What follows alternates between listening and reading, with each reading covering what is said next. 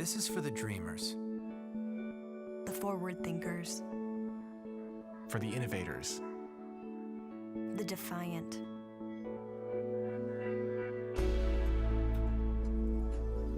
For those who dare to imagine the future. Udacity prepares you for the jobs of tomorrow. Learn Silicon Valley skills with a nano degree program. Enroll now at udacity.com. سيداتي سادتي، من فضلكم رحبوا معنا بالمدير التنفيذي ليس تو ديجيتال عمار بكار، وضيفه مؤسس ورئيس مجلس الإدارة والرئيس التنفيذي لأوداسيتي سيباستيان ثرون. Ladies and gentlemen, please welcome CEO Yes2Digital Ammar Bakr and his guest Sebastian Thrun, Chairman and CEO Udacity. صباحكم الله بالخير جميعا وتحية لكم حضور هنا والذين يتابعوننا عبر البث المباشر. بدأ أشكر مسك على هذه المبادرة الرائعة حقيقة وإحضار هذا الكم من الضيوف الذين نقابلهم ربما لأول مرة. ضيفي حقيقة شخصية مميزة، هو المؤسس والرئيس التنفيذي ليوداسيتي، وهي منصة تعليمية سنتحدث عنها وتعتبر منصة رائدة من نوعها. هو أيضاً المؤسس لجوجل إكس التي تمثل ذراع جوجل لتكنولوجيا المستقبل. هو أيضاً أستاذ باحث في جامعة ستانفورد، وأهم من ذلك كله في رأيي هو كما يسمى في أمريكا الأب الروحي للسيارات ذاتية القيادة التي ربما تمثل مستقبل السيارات في العقود القادمة.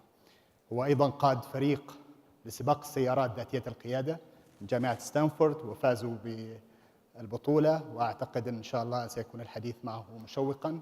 وبعد أن ننتهي من بعض الأسئلة سأسعد باستقبال أسئلتكم وطرحها عليه. Welcome to our platform, Mr. Sebastian. So we want to talk about how technology is disrupting different parts of our lives, different industries, government operations, etc. What are the drivers behind such disruption? Why technology is changing our lives so quickly? What is it, these variables that making this happen? Is it because it makes a lot of money or what? That's a great question. If you look at technology, it's remarkable that almost anything interesting that we appreciate today, from airplanes to smartphones, has been invented in the last 150 years. And that's important because humanity is so much older. We are 50,000 years old. But only the last 150 years or 200 years have given us really amazing technology. If you extrapolate into the future, I would argue the next 150 years will be even more extreme, and we're going to increase the pace of invention and technology. In fact, I would like to go as far as thinking that only 1% of interesting inventions have been made so far, and 99% have not. So things we haven't invented yet, for example, are the cure of all diseases, are the ability to live 10 times as long, is fusion as a new energy source, which I think we will invent, to be honest, and many other things, flying cars. These things will all come. Now, if you look at the relationship of technology and business, I would argue that most businesses are ready for disruption. And from banking to government to insurance companies to taxi companies, self-driving cars, there's a picture up there of our work at Google. So all these things will be reshaped by technology, and it's important, I think, for anybody to be on top of it. But when technology basically is increasing productivity, lowering the usage of human resources in some cases, right? Do you think it applies for a country like Saudi Arabia, where we're still struggling with making jobs available for people, for young generation, for new graduates? Yeah, I mean, I tend to be an optimist. I mean, in the country where I'm from, in Europe, in Germany, some like 300-400 years ago, almost all of us worked in agriculture and were plowing fields, and it wasn't much different here. And then someone invented the steam engine and the mechanical plow and so on. We moved into factories, and after the factory time, people invented robots for factories, and we moved into offices. So in the United States, 75% of us are working in offices today. And if you go back 400 years, it would have looked like, oh my God, if someone just invents a very strong muscle, then we're all going to be unemployed. But the reality has been the opposite. We've all gotten much more employed, and we've all been able to unfold much more creativity as a result. So for me, the opportunity exists that we become much more creative, that we can build many more things, we can advance society much faster. But it does require that we stay on top of things. We can't be complacent, we can't do business as usual, and we can't be lagging behind in education, in my opinion. All right. And a lot of, let me talk, when I talk about Saudi Arabia, for example, a lot of leaders of government organizations, ministers, for example, CEOs, even influencers within different sectors of industries, they always have this question when they see the technology happening, these changes, these advances, social media even. What would be your advice, being so close to the technology of future? What would be your advice, your recommendations to them? How do they deal with disruption? I mean, I love your 2030 plan. It's great to see the kingdom be so engaged in forward-looking thinking, including this wonderful symposium. I don't think that oil as the #1 form of revenue is extremely sustainable in a new age where technology becomes more important. So I think anything you can do to diversify, to get your youth involved in new technologies is good for you. Just to give you kind of a freaking example, for many, many years I ran the Google self-driving car project. In fact, I funded Google X, and the Google self-driving car project is kind of my child.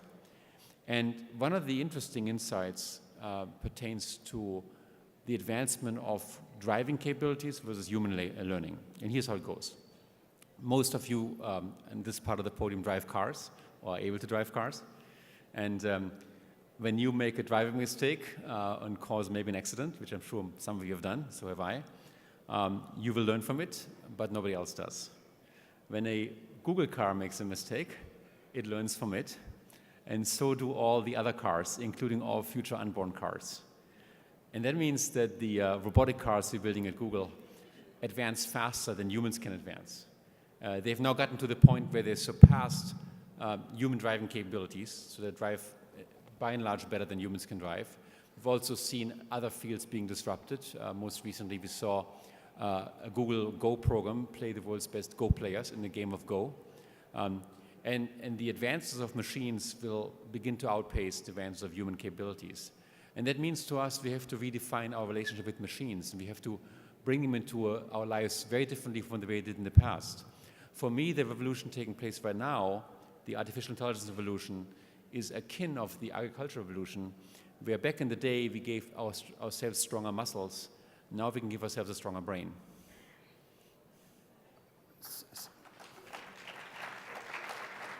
So your advice basically is not to ignore these changes. One main question is basically, even when you mentioned the 2030, one of the main questions of people about preparing people for these changes, for this vision, what is called the jobs of the future. Do you think it's easy to be done? Are we ready? Do we need to disrupt the education system? Do we need different schooling system? How do you see this? Well, you saw the opening video, and my company, Udacity, we're extremely proud to have an agreement with the MISC Foundation to bring Silicon Valley bleeding-edge education in areas like mobile programming and data science and machine learning to the kingdom. I'm very happy about this. The education system is no exception to disruption, in my opinion. It's been designed and built hundreds of years ago, when the only technology to reach students at the same time involved being in the same physical classroom and using our physical voice. That is the predominant way of delivering education today. And because it's hard to get students into classrooms, we often think of education as kind of a once-in-a-lifetime experience that you do it at young ages. The future will be very different.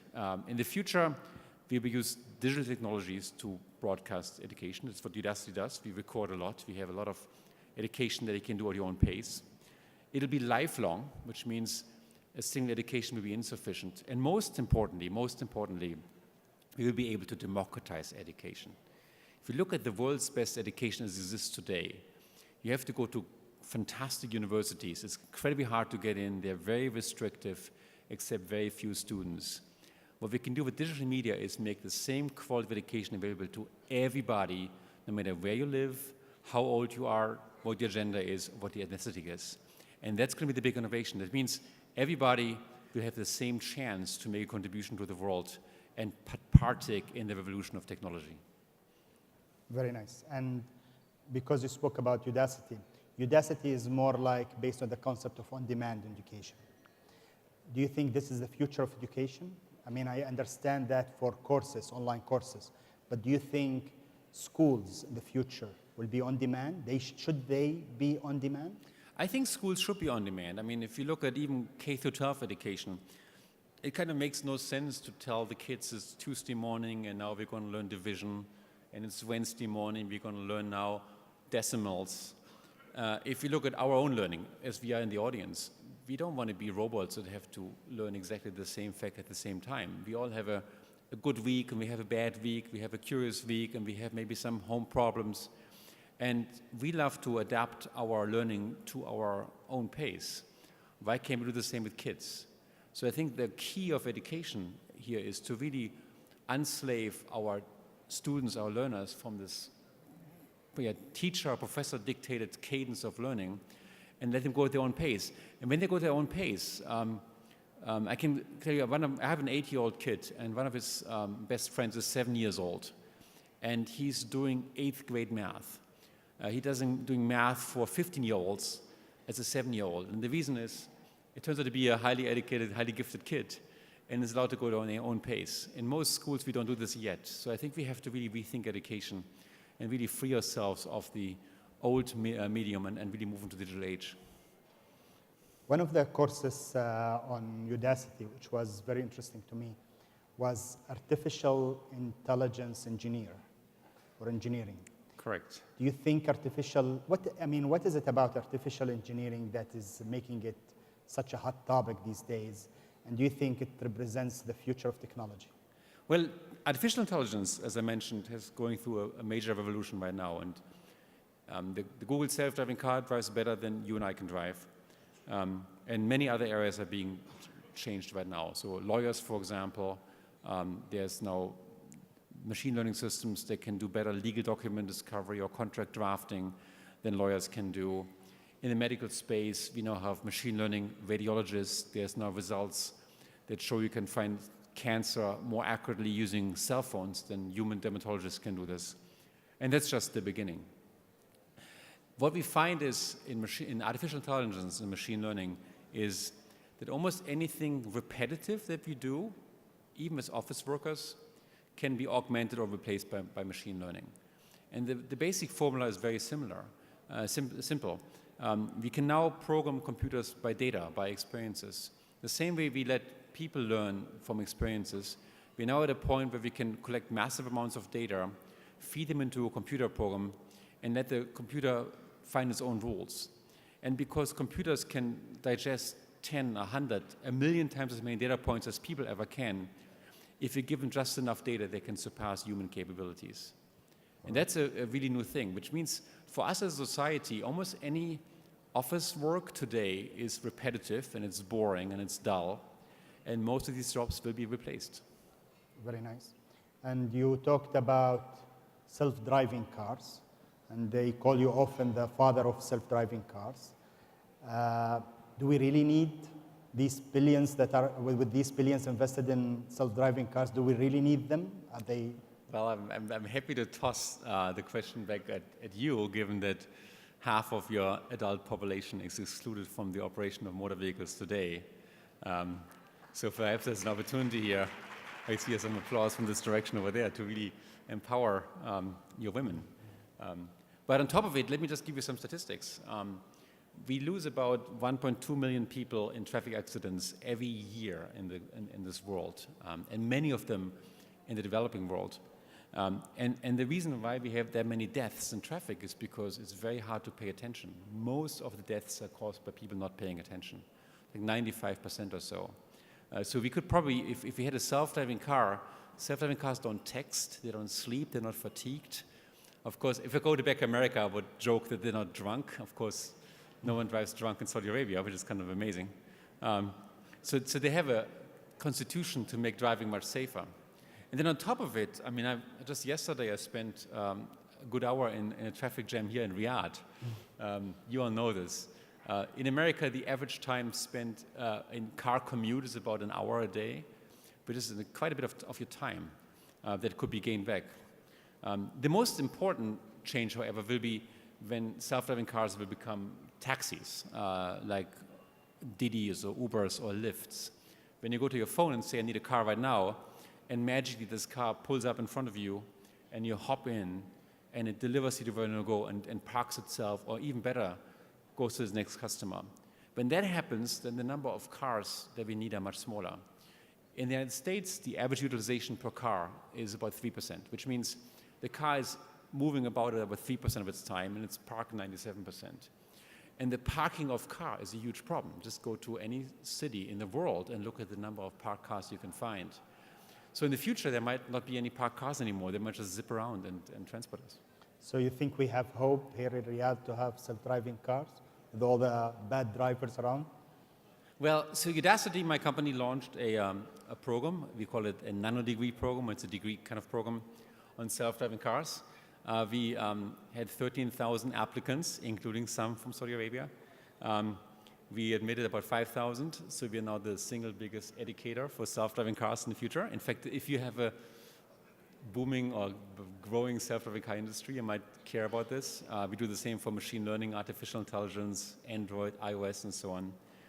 And we're now building an entire open source self-driving car platform at Udacity. And just yesterday saw our first videos. We're driving in public traffic every day. By crowdsourcing software and by opening up education, I think we can rapidly advance the progress in society. So our mission, as you know, is to democratize education. So we hope to move faster. At which year do you think we will see self-driven cars, commercial self-driven cars? Soon. I know that for a fact that the Google technology has basically surpassed human driving capabilities. So the technology part is mostly solved. There's obviously business issues, and then there's down-costing issues to make it affordable. And that's underway. So in the next 5 or so years, I hope to see them around the world, including here in Riyadh. I will take some questions. Yeah. أي سؤال تحبه للسيد سباستيان ثرون، سواء في الأشياء اللي تحدث عنها أو في قضايا تكنولوجيا المستقبل بشكل عام. تفضل.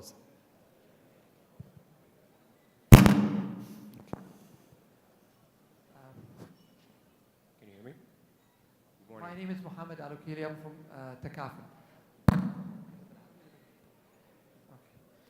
خليني أتكلم بالعربي وأحسن. أنا عندي سؤال على حدود الذكاء الاصطناعي ال AI والتحدي والتهديد الذي يمثله الجنس البشري. الآن ستيفن هوكينج يتحدث عن أنه الذكاء الاصطناعي سيولد ذكاء كبير في الكمبيوتر، وبالتالي هناك تهديد من يعني على الجنس البشري من هذا النوع، خاصة إذا تولد معه قابلية على إنتاج الأجهزة الإلكترونية والكمبيوتر. فما هو رأيكم في هذا المجال؟ جميل. So he's asking about artificial intelligence. Is it a threat to the role of human capacity, to our brains and our human intelligence? As he quotes some saying about this and how the advance of artificial intelligence will make it less important to have our own human intelligence. I would argue that technology has always turned us into superhumans in the past, right? So today, I can talk to my family in California from Saudi Arabia. I can fly across the Atlantic home in about 16 hours of time. These are all things that make me superhuman. I would argue that artificial intelligence will make us superhuman mentally. We will remember everything. We know everything. We'll be able to share experiences and insights much faster than ever before. So I don't think we're going to be left behind. I think what we're going to do is we're going to give us absolutely superhuman capacities. And as a result, we'll be much more creative as a society. Now, that important, of course, requires all of us to be active participants. We can't just sit on the sidelines and wait for it to happen. We have to get on top of technology and play an active role. But I'm a very optimistic person. Just the same way a farmer has become 1,000 times as effective in plowing fields through agricultural machines, but it hasn't made the farmer obsolete. It's just become superhuman in our ability to farm. All right. Number one. Assalamu alaikum. I am Arwa Suela. I'm a student, computer science student. I have a question.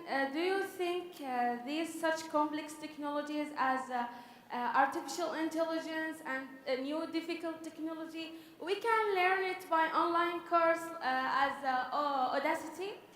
Yes. I think we need virtual labs, like we can interact with that lab online, so we can learn better. Well, we are super excited that we are opening a few classrooms here in Riyadh, and we hope to teach 2,500 students by the end of next year in those areas. And I can tell you it's a personal mission of mine. I've always wanted to bring our education to everybody in the world, and I believe there's geographies that are more informed, like Boston and Massachusetts, and geographies where I think people are every bit as smart and as ambitious as people around Stanford, but don't have the same access. Whether online is the final solution, I would argue let's try these things out and let's experiment. One of the things we do in Silicon Valley a lot is very rapid experimentation, maybe failing and then learning from those and improving. Udacity as a company has massively improved over the 5 years that we're old. And now we get typically graduation rates and course finishing rates north of 60, 70, or 80%.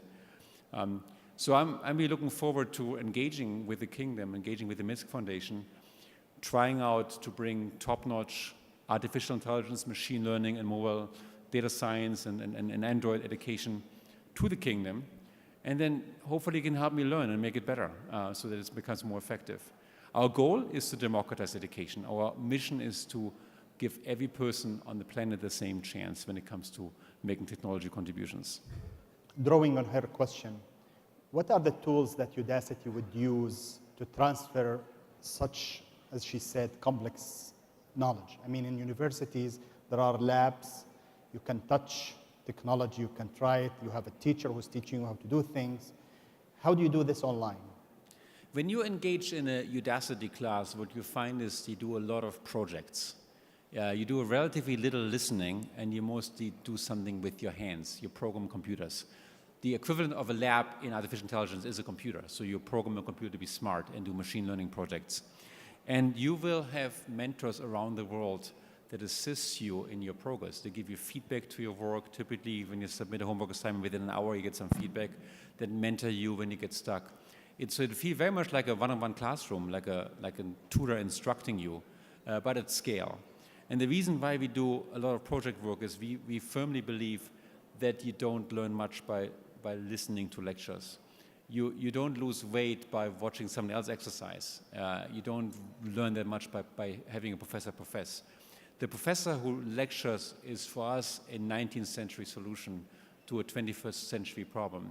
But the real learning takes place by doing. So I would invite everybody and all your family and your employees and what have you to try it out and give it a try and see if you like this style of learning. All right, very nice. Number two. Morning. Can you hear me? Oh, okay. My name is Imad. I represent GE Healthcare at the State of Qatar. First, I want to thank you on behalf of my generation for everything that you guys have done. Google, Udacity. I think the world would be a much different place if it's not for you guys, so thank you. Thank you. My question regarding self-driving cars. Insurance, regulatories, how can you see the implementation or the deployment for self-driving cars in a society where people will be divided? I want to drive my own car versus self-driving car right next to me. The car is smart enough to detect, but what if you're surrounded with UIs and many other, texting people and others? I want to just take a leap into the future, see what's the plan for implementation, if you don't mind. Well, first of all, thanks for asking. GE is a very close partner of Udacity in the United States, both in curriculum development and also in hiring our graduates. So thanks for doing this. In the self-driving car world, what we decided was that we wanted to build cars that require no environmental modification and that work really well, even if all the cars around you are driven by people. And what we find is we made the self-driving car at Google a defensive car, a car that watches out for other traffic, and it by and large makes the traffic around it safer. Now, there will be a time when the majority of cars on the road will be self-driving, and that empowers us to do tricks you could never do with manual driving. For example, one of the things we're looking into is convoying, how to make the cars drive very close together so they use less space on the highway. But that's down the road 15, 20 years from now when the majority of cars are self-driven, so it's going to be a while out. We are out of time. I'll take a final question. Here, number one. Hi, my name is Lana. I'm from Bahrain. I'm a huge fan of online learning. I'm a self-taught web developer. My question is, well, actually, I'm working on a project that is aimed at educating people in the region to do online development and education in general. But the thing is that we lack a lot of Arabic content, and it makes it a little bit difficult for the more regional people to engage and get started. What would your advice be to someone that is trying to set up such a project? And if we were to choose, because we were thinking that we could initially start with question banks and build momentum, and then maybe go on to video and practical tutorials. Right. What would your advice be to someone like me that is trying to bring this sort of thing to the region? Lana, first of all, thanks for your comment, and I'm excited to see that you're a self-taught web developer. That's so great, honestly. In this day and age, every young person can be as good an Android developer, web developer, machine learning researcher as anybody I teach at Stanford. I think it's a fantastic opportunity right now to go into the Arab world. Our very first collaboration with MISC is English only, but as we unfold this and this works, our plan is to translate and localize. We've done some translation with Google and the Egyptian government in Egypt, so several of our courses are available in Arabic. But given the need of the Arabic population, we are way behind. What's my advice? I think anything you put online, on YouTube or what have you, is good. And there's many sites that organize information. Just be part of the movement, not just consume education, but offer education. And let 1,000 flowers bloom. I think the need for education is so important. My closing sentence is, there's this old Chinese saying, if you catch a man or a woman a fish, he or she has dinner for one night. But if you teach him or her to fish, they have dinner for the rest of their lives.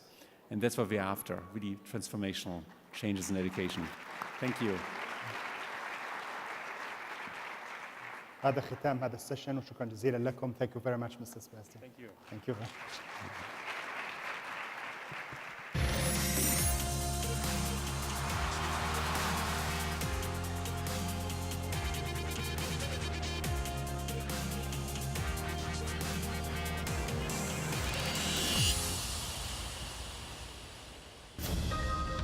سيداتي سادتي، من فضلكم رحبوا معنا المحرر في بلومبرج تي في إريك تشاتسكر وضيوفه الكرام. Ladies and gentlemen, please welcome back Editor-at-Large Bloomberg TV, Eric Schatzker, and his panel.